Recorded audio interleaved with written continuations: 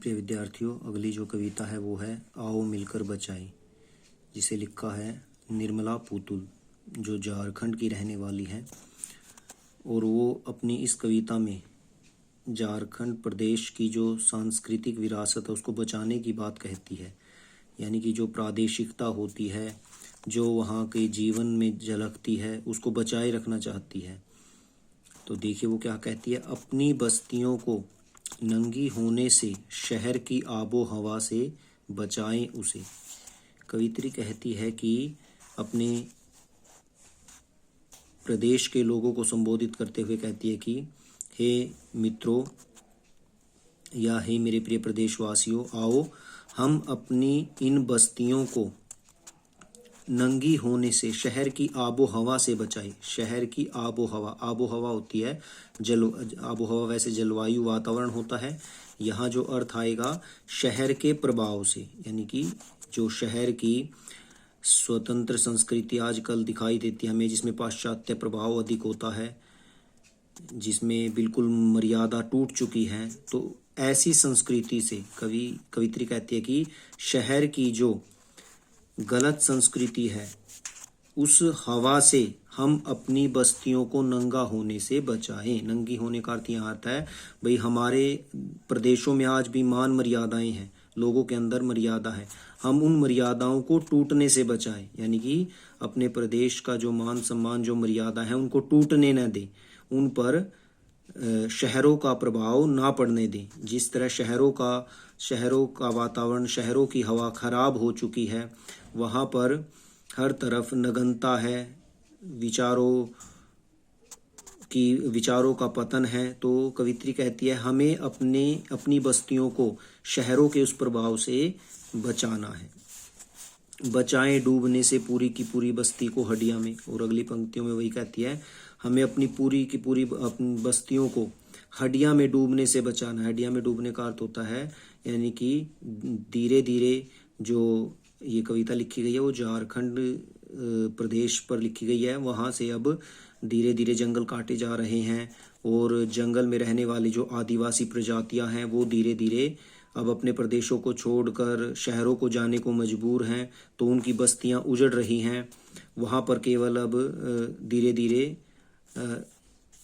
कंकाल यानी हड्डियां ही हड्डियां दिखाई देती हैं। तो कवित्री यही बात कहती है कि हम अपनी बस्ती को हड्डियों में बदलने से बचा ले। यानी कि हमें अपनी बस्तियों को बचाना है, क्योंकि पाश्चात्य संस्कृति के प्रभाव से ये बिल्कुल खोखली हो जाएंगी। बस्तियां जो है खाली हो जाएंगी और यहाँ केवल हड्डियों का ढेर बाकी रहेगा। तो हमें अपनी बस्तियों को हड्डियों का ढेर होने से बचाना है। अपने चेहरे पर संथाल परगना की माटी का रंग, भाषा में झारखंडीपन। कवित्री कहती है कि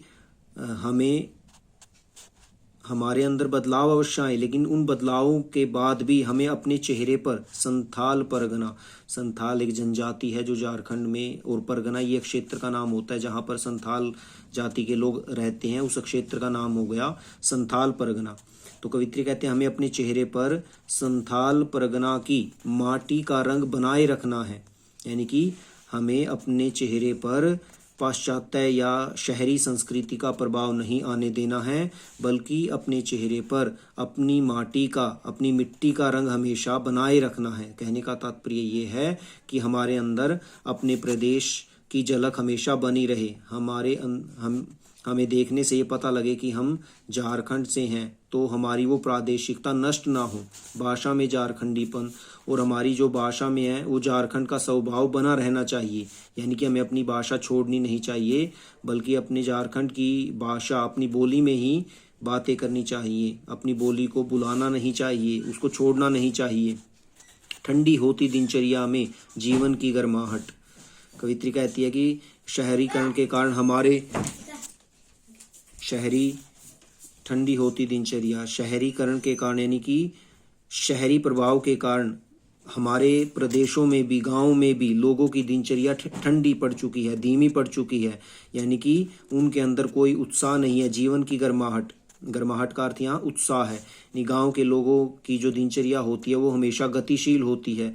वो सुबह जल्दी उठ जाते हैं और अपने खेतों में चल देते हैं, यानी कि प्रातःकाल से ही उनका जो जीवन है वो गतिशील है, लेकिन पाश्चात्य प्रभाव के कारण अब वो भी देर से उठने लगे हैं, यानी कि उनकी गतिविधियां भी अब धीमी पड़ गई है, ठंडी हो गई है, और उनके जीवन की जो गर्माहट है, उनके जीवन का जो उत्साह है, जोश है, अब वो भी कम हो रहा है। तो कवित्री यही कहना चाहती है कि हमें अपनी दिनचर्या को धीमा नहीं पड़ने देना है, बल्कि उसमें वही गतिविधि, वही जोश बनाए रखना है। जीवन की गर्माहट यानी वही जोश, वही उत्साह हमें अपने उस जीवन में बनाए रखना है। मन का हरापन, हरापन होता है हरियाली, यानी हमारे मनों में वही हरियाली होनी चाहिए। हरियाली का अर्थ है सरलता, सरसता, मधुरता, यानी गांव के लोग मन से बड़े मधुर होते हैं।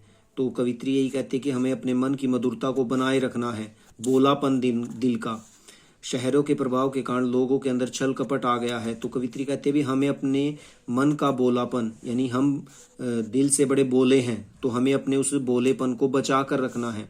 अक्खड़पन, अक्खड़पन होता है किसी बात को लेकर कड़ा रुख अपना लेना, यानी कि तन जाना, उसको अक्खड़पन कहते हैं। हमें अपने स्वभाव का जो अक्खड़पन है और जो हमारे अंदर जुझारूपन है, यानी संघर्ष करने का स्वभाव है, वो हमें बचा कर रखना है, उसे नष्ट नहीं होने देना है। जुझारूपन होता है यानी संघर्ष का स्वभाव, कि जो आदिवासी जातियां होती हैं वो जंगलों में रहती हैं, तो उनका जीवन बड़ा कठोर होता है, यानी हर दिन वो संघर्ष करते हैं अपने जीवन के लिए। तो कवित्री कहती है हमारे अंदर वो सब कुछ बचा रहना चाहिए, ये हमारी पहचान है, हमें अपनी पहचान को नष्ट होने से बचाना है।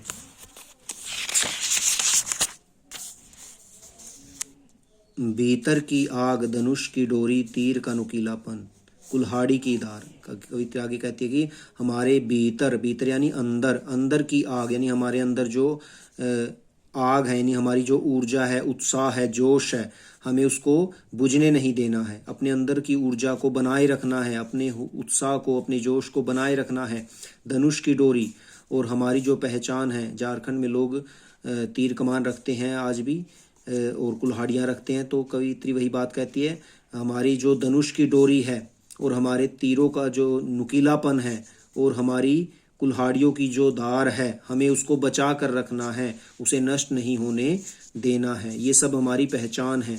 जंगल की ताज़ा हवा, भले ही शहरों की हवा खराब हो चुके हैं, लेकिन अब धीरे धीरे जंगल काटे जा रहे हैं, तो वहाँ की हालात भी अच्छे नहीं हैं। तो कवित्री वही बात कहती है, हमें अपने जंगलों की जो ताज़ा हवा है उसे बचा कर रखना है। नदियों की जो निर्मलता, निर्मलता यानी पवित्रता, नदियों की जो पवित्रता है उसे बचाना है। पहाड़ों की मौन, मौन यानी शांति, पहाड़ों के अंदर जो शांति है उसे बचा कर रखना है। आजकल ये धीरे धीरे खत्म हो रही हैं, जंगल काटे जा रहे हैं तो ताज़ा हवा खत्म हो रही है। नदियों में इतना मैला भर दिया गया है उद्योग धंधों द्वारा, इतना केमिकल, यानी कि उनकी जो पवित्रता है वो नष्ट हो चुकी है। पहाड़ों की शांति भंग हो चुकी है। वहाँ पर भी अब लोग सैर सपाटे पर घूमने जाते हैं पर्यटन के लिए, तो वहाँ की शांति भी भंग हो चुकी है। तो कवित्री कहती है हमें ये सब बचाना है, अपने जंगल की ताज़ा हवा, नदियों की निर्मलता को, पहाड़ों की शांति को, गीतों की धुन, और हमारे जो गीतों की लय है, यानी हमारे जो लोक गीत हैं उनकी जो मधुर लय है, मीठी लय है, उसको बचा के रखना है। मिट्टी का सौंधापन, और जो हमारी मिट्टी की सौंधी सौंधी खुशबू है, सुगंध है, उसे बचाना है। फसलों की लहलाहट, और हमारे जो खेतों में फसलें लहराती हैं, हम उन सब चीज़ों को बचाना है जो हमारी पहचान है। हमें इस पहचान को नष्ट होने से बचाना है। नाचने के लिए खुला आंगन, गाने के लिए गीत, हंसने के लिए थोड़ी सी खिलखिलाहट। चलिए आज के लिए विद्यार्थियों इतनी ही काफ़ी है। आगे का जो पद है वो हम कल करेंगे।